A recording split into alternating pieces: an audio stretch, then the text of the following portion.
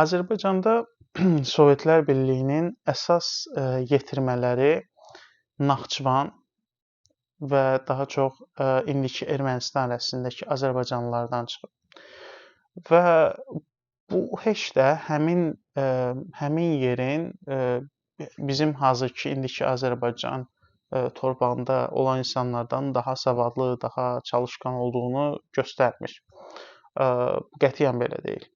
Söhbət nədən gedir? Sovetlər Birliyi əsasən Azərbaycandakı casus təbəqəsini və yaxud da özünə işləyən təbəqəni, bura hətta Rus imperiyası da aiddir, bu zonadan götürürdü.